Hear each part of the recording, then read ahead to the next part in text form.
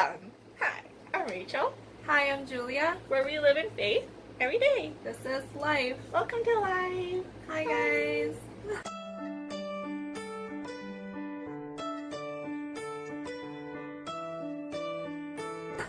Okay, so I'm sure that you guys saw the question on our title, and the title is, why does God let bad things happen? Why does God let bad things happen? Wrong question. What? Again, we repeat, wrong question. You're asking the wrong question. Precisely. Okay, you guys are probably like, huh? What is she talking about? What? What are you talking about? And I'm sure a lot of you guys are asking this question. Absolutely. And I know that some of our church members have asked the same question as well. I've asked this question. So have I.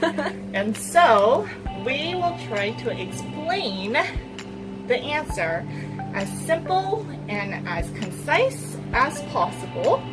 And if you're wondering where this is coming from, test it yourselves and see if it makes sense. Okay? I don't want you to take my word for it or take our word for it. We want you to search for it as well. We're just here to help guide you guys. So, that being said, to get to the real answer, we're going to ask a few questions. So, what are the two things that God cannot do? Number one, He cannot lie.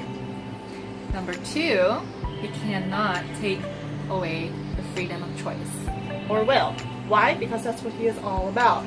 Yes. It's all about love too, but He is also about freedom of choice. Why? Because if that choice is taken away, then you are not really, truly loving. Might as well just get a robot. Right? So, what are some examples of that? Well, let's see. Some life examples would be robbery, being scammed, murder, Yeah. rape, abuse, and a lot of other stuff. Precisely. But what is the common denominator amongst all of these things that are so hurtful and difficult to deal with? They're all done by who? God? People. No, people. They're all done by other people. Another interesting thing too is that Satan doesn't force anybody to do anything wrong. Instead, he can only tempt them to do something wrong. So again, he is also about freedom of choice. A little bit more forceful than God, but still freedom. But it's our choice. It's our choice at the end. Precisely. So, all of these things are done by people. So if God were to intervene into what these people are doing, what is God taking away? The freedom of choice, or will. Of the people who are doing these bad things. Henceforth, he is going against what he is all about, which is freedom of choice. And that's one of his ways to love us. Exactly. So, it's not the answer of why does God let bad things happen. It is the question, Why do these people make my life so miserable? Or like, why are they doing these things? Why are these people doing this? precisely, it's not God. Period. It's not him. It's not him. It's the other people. So we're putting the blame on the wrong place. Right. And if you do want to talk about it with God, you can ask in a different way. It can be like, why is this happening in my life, God? Not, why are you letting this happen? Because he's not.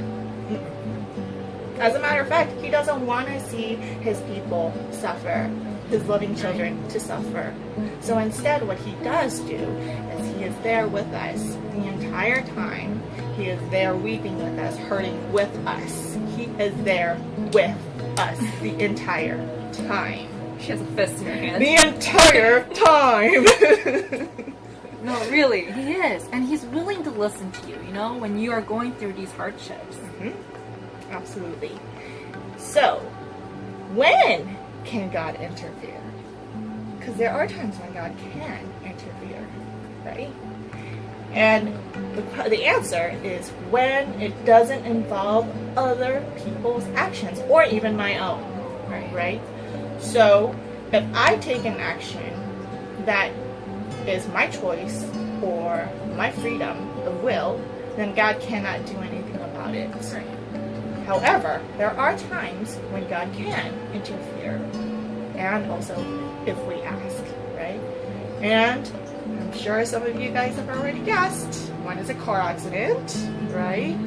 But he might not fully stop a car accident, but he can prevent you from getting really badly injured or killed, right? Because he's like, oh, no, you're not ready to go yet. I'm not ready to let you go yet, right?